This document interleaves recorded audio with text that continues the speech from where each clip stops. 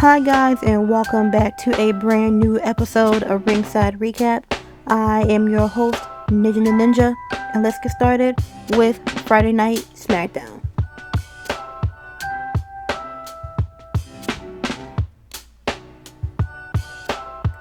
So y'all, welcome back to the show, and we are less than 24 hours to Night of Champions.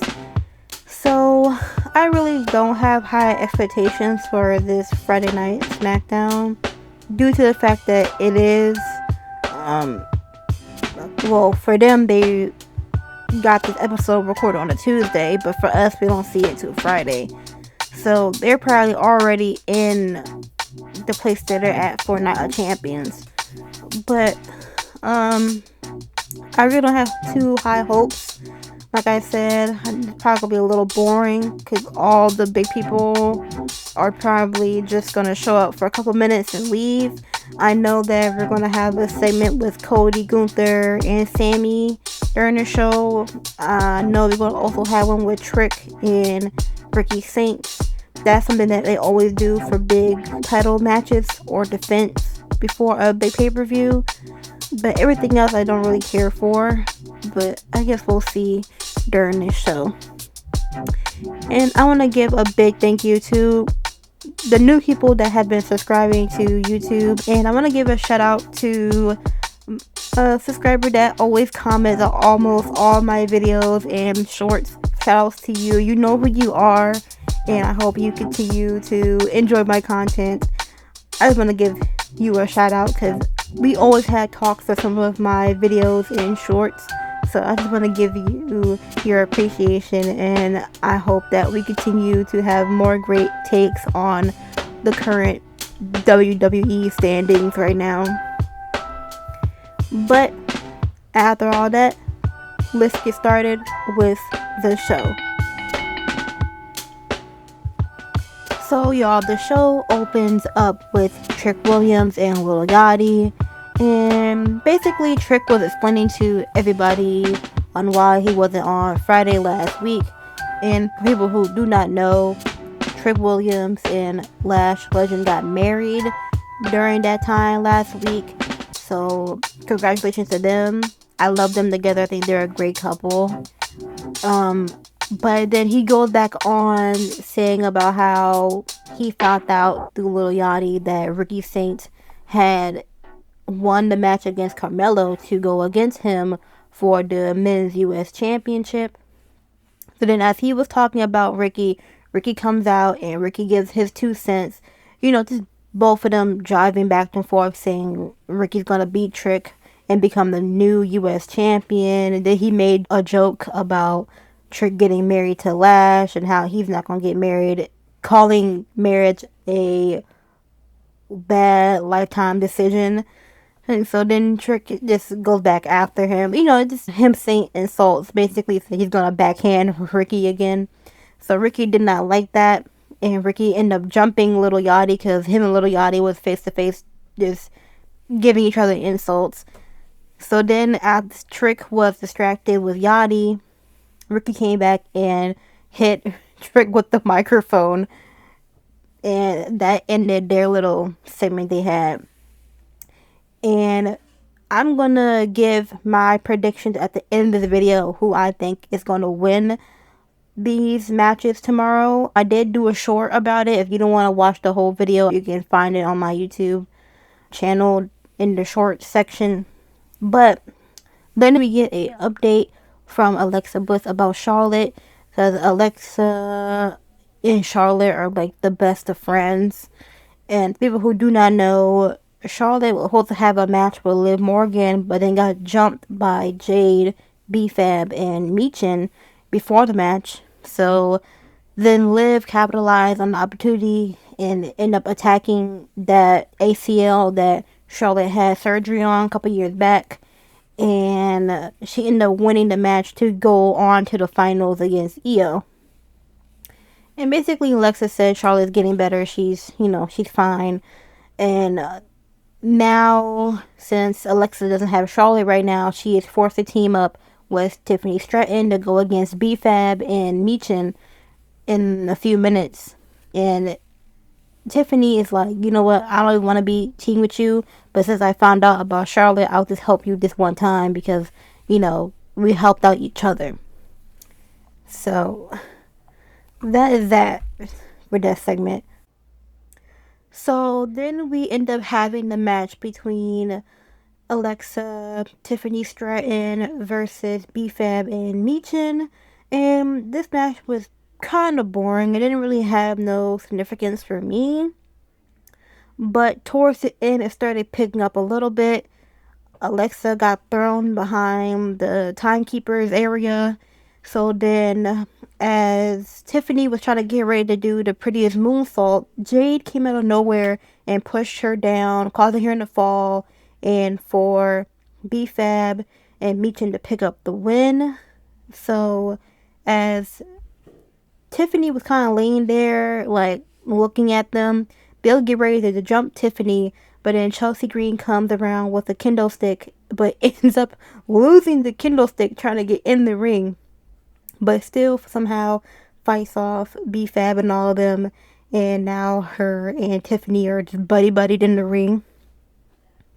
So after that happened, we jump to Solo and the rest of the MFT, and basically Solo was going back in the whole spiel like, yeah, we're gonna go back and try to get this championship match and to get the tag team champions back. And Tama, the older brother, is like, nah, we told y'all, well, we told you don't interfere with our match last week and you did. So we don't know who team you're on. Are you still following Roman orders or you becoming friends with LA Knight? But we don't trust you and we want out. And Solo's like, what are you talking about? You want out? So then Tyler Tonga comes out, said, we got word from the elders and we're done. So now Tama and Tyler are out of MFT. So there's no longer MFT, or just Solo. And Solo's like, I made y'all. I don't need y'all. You know that whole still people do when someone leaves them. I'm better without you. Whatever. So then we see Jade marching and barking in the back to GM Nick Aldis for her to have a match with Chelsea Green later on in the show. And Nick Aldis is like, okay, you have your match with Chelsea. And that was that. So the next match of the night, we had Nathan Frazier of Fraxium. And we had Ray Phoenix, the AAA Cruiserweight champion. They had a match for the championship, and this was a great match. This was a 10 out of 10 match. They had a standing ovation by the end of the night. By the end of their match. So it was amazing. This is definitely going to be the best match of the night. And yeah, hopefully we get to see more of them two in a ring together. So that match was amazing. So then we get another Truth and Damien segment. And they was getting asked about what is next for their championship since they beat out MFT. And apparently MFT is no more. So Truth is like, yeah, we're going to do something with the Judgment Day Clubhouse. And Damien is like, no, we're not, whatever. So then we see the War Raiders. I think they're going by the War Raiders now. I really don't remember, or I'm not even sure. But they basically came up with the idea to defend their AAA Tag Team Championships with R-Truth and Damien for a winner takes all for all the championships. So, guess we have that to look forward to within the future. Okay, y'all. The next segment of the night, we had LA Knight, and he just basically calls out Solo Sikoa for what he did last week. So Solo comes out, and basically him and LA Knight are having this kind of, I don't know what you can call it. It's like, basically Solo is trying to say that he hates the Bloodline family. He wish he was never a part of it. He doesn't want to be a part of it. He doesn't want to go to Roman and them. And he's trying to be friends with LA Knight. Because earlier he lost MFT. So now he is truly solo dolo. And LA Knight is not falling for it. He's like, you said these things before. I heard every single story with y'all, and then y'all come right back to Roman, and it just they had this whole back and forth for conversation about LA Knight not trusting this whole situation because the bloodline always end up running back to Roman and becoming the bloodline again. And Solo is pleading his case that he is not a part of it. He doesn't want to be a part of it. And LA Knight is like, you know what? I still don't believe you, and basically walks out of Solo's face. So I don't know. I think I'm gonna do a short later. I'm gonna try to think about this really clearly to see if I think Solo is turning like into a babyface, but I don't know. So then it jumped to Sammy and Byron Saxton having an interview, and basically Byron is like, "What happened to y'all last week with the match between Cody and Gunther?" And Sammy's like, "I know I did retaliation against Cody and Gunther, and I didn't mean to, but I'm just saying, calling you by the middle. No one likes me because they think I'm not being a good guy, but I am the good guy." You know that whole story he's been doing for the past 3 months, 4 months. But then Byron Saxton reminded him that he has title opportunities and he comes out short. And something clicked in Sammy's brain. He's like, "Oh my God, I finally got an opportunity. I'm gonna be the world champion." So, I don't know. I'm gonna say my picks at the end of the show about who I think is gonna win all their matches. But I don't think Sammy is gonna win this one. It will be luck if he wins this. So, y'all, the next match of the night, we had Paige versus JC Jade of Fatal Influence. And this match was okay. I didn't really care for it. Kind of boring. It really didn't have nothing to be excited for, other than this is Paige's homecoming back to England, to London. But it really wasn't nothing special. You had the rest of Fatal Influence trying to get involved. Brie was there. She stopped them from cheating, and then Paige ended up rolling up JC Jade and getting the win off of JC. So that was it. So then we have another quick little Danhausen segment. You had The Miz, you had Kit Wilson, and they're still loopy after being shocked by Danhausen's experiment. So then Matt Cardona, he comes around and he basically is asking for help for Danhausen, and he still has like twitching going on, and Danhausen is so focused on Zach, he realized that The Miz and Kit Wilson had walked away from their chairs, so now they're missing, and Danhausen went to go look for them. So then you see Los Garza, and Los Garza is wondering where Danhausen is, because Danhausen still owes them money for them losing a bet for the NBA Finals. And basically Matt Cardona told them to go look for Danhausen themselves. So that was it for that.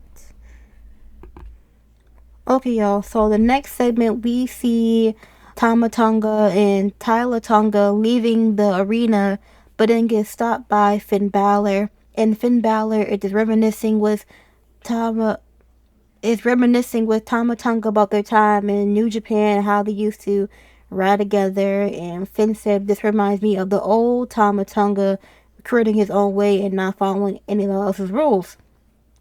And Tama's like, "Yeah, we used to do that. And also, me and Shinsuke also had some history too, but you see how that ended up to be."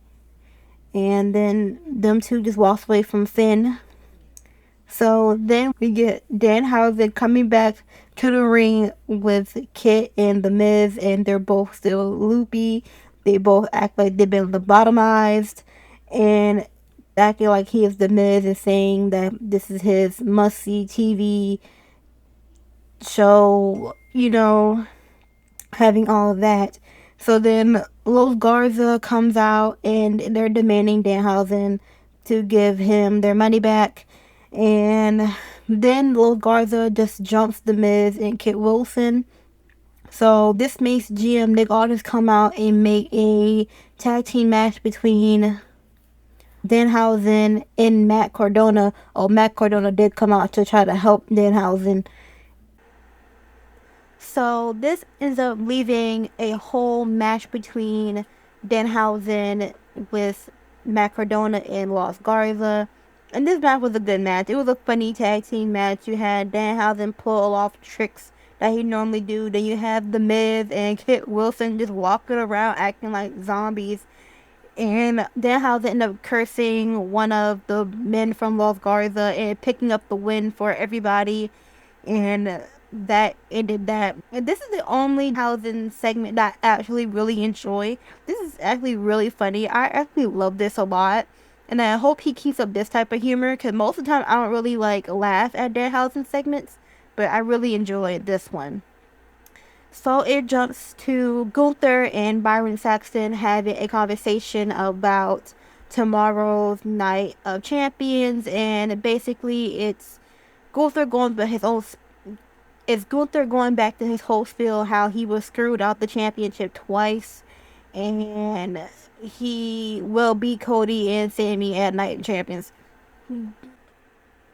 So the next match we had Chelsea Green versus Jade Cargill, and this honestly was not even a match to even begin with. I mean, it started off good, but then Chelsea just gets squashed by Jade, and Jade ended up picking up the win, which makes me mad. The Chelsea supremacy is just, ugh. The way they be treating Chelsea, man, y'all make me sick. I love Chelsea. She needs to be treated better. But after the match, Jade starts beating up Chelsea. So then Tiffany and Alexa comes back out and tries to help Chelsea, but that didn't work. And then B-Fab and Meechin came back out and they even out the odds. So then it was just a kind of a battle between all of them, but it didn't work out because Jade ended up getting back at Tiffany and told Tiffany that she better be ready for tomorrow.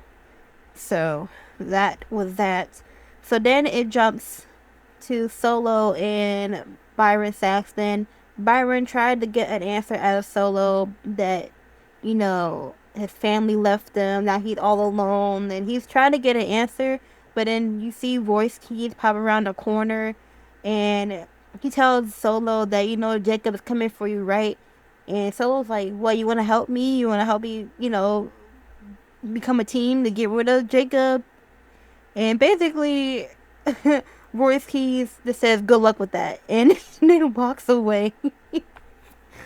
So, I don't know what this means for the whole Solo thing. I don't know. It just makes me wonder for him. So, y'all, we get a quick little Trick Williams segment, and it's basically him hyping up this match between him and Ricky Saints. And Yachty's back there calling Ricky a coward because he jumped him and Trick. And, men don't jump from behind. That's cowardly. Men go face to face. Something like that he was saying, child. And Ricky, you're going to lose against Trick tomorrow. And Trick is like, you know what, same thing, yeah, I'm going to beat you and I still will be your Miz US champion. So, that was basically just nothing. It was just them hyping up the match one last time. So, y'all, we have the next match of the night, which seems to be the last. It was Julia versus Kiana James. And this was a good match. I think this was most definitely the better women's match of the night. Great back and forth between Julia and Kiana. It made me forget how good they both are actually in the ring. But Julia ended up picking up the win against Kiana. And I guess maybe ending their little rivalry they had or their storyline. But then we get to see the new Smackdown draftee Blake Monroe as she jumps Julia and makes herself known to Julia and put a stamp on it. So I guess Julia is going to have a rivalry with Blake Monroe within the next couple weeks or so. So, y'all, the last thing of the night, we had Cody, Gunther, and Sammy, Jay, Oba. All of them came out. All of them came out.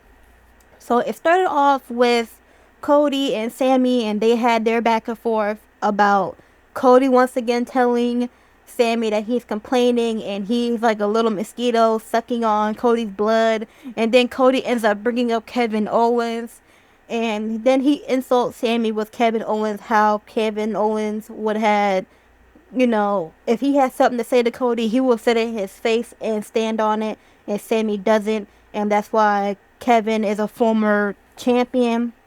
So, Sammy didn't like that. Sammy told Cody to keep Kevin's name out of your mouth. Then we have Gunther, and Gunther is like, why are y'all fussing? This is not the time to be fussing right now. We gotta worry about our match tomorrow, and how he's gonna beat Cody and Sammy, and he's gonna be the champion. And then we have Jey Uso coming out of the woodworks, saying that no matter if when he wins this match against Oba, he's gonna go after whoever is the champion. And Gunther is fussing at Jay. So then you have Oba. Oba comes out, and Oba is strutting. And Oba is strutting to the ring. Now, by this point, we have like 3 minutes left in the show. So he took up like a minute already just walking to the ring. So then they all have a stare down. They all battled for a little bit. So it ended up being, at the end, Cody and Oba being face to face. So that pretty much ended everything. I just shortened everything down because it really was nothing interesting. It just that last minute hyping before the actual show tomorrow. But yeah, that was the end of Friday Night Smackdown. And I'm not gonna lie, it was decent. It could have been better, yes, but it had some great matches. Like the one with Rey Fenix and Nathan Frazier. Best match definitely by the night. That had a whole standing ovation. So that's definitely the best match of the night. And I really enjoyed Danhausen's segment. I think that was a really good segment. Really, really funny. I enjoyed that a lot. But all in all, this one was okay. Like I said, I didn't expect it to be as good because, they didn't want to make it too good and then they have to go and try to be better for tomorrow. But yeah. So this is the show for tonight. I want to say thank you for watching and supporting the show, and continue to make sure to like, follow, subscribe, all that good stuff to my socials. Make sure to check out any of my YouTube shorts later on in the night if I post something tonight, or I might post something in the morning before the show, which I will be also giving a review on Night of Champions, so please be on the lookout for that. On the East Coast, it does start at 1 o'clock, and on West, I want to say y'all start at 10, so definitely be on the lookout. Look at y'all providers and see what time they come on. But yeah, thank you guys for everything. So I'm gonna go ahead and say my last minute predictions for tomorrow Night of Champions. Okay, y'all. So we have Seth Rollins and Braun Breaker in a steel cage match. I'm going with Seth Rollins. Then we have Trick Williams and Ricky Saints for the men's US Championship. I'm going with Trick Williams. For the women's US Championship, you have Tiffany Stratton and Jade Cargill. I'm going with Tiffany Stratton. Then you have the men's King of the Ring finals match. You have Obafemi versus Jey Uso. And I kind of said this, that I believe on paper they got it for Jey to win, but we all in the world want Oba to win. So I guess we'll see how that match is going to end. So then we also have the Queen of the Ring finals with Liv Morgan and Io. It's kind of the same thing. I think on paper they want Liv to win, but I think everybody wants Io. So I'm going with Io. Then you have the undisputed WWE match, triple threat with Gunther, Cody, and Sammy. And I said this earlier, for the plot, I want it to be Gunther. I feel like this would be a great SummerSlam match if Gunther is the champion going into SummerSlam. And I already said that I think Cody is getting stale as a champion. I'm ready to see somebody new, and I definitely don't want to see Sammy as a champion. I think he is a boring champion, so hopefully that will not come into fruition. If it does, I think that they're going to strip him probably at SummerSlam if he does win tomorrow. But that was the show, and once again I want to give my thanks to everybody who supports. So be sure to be blessed, love one another, and mental health matters. Bye.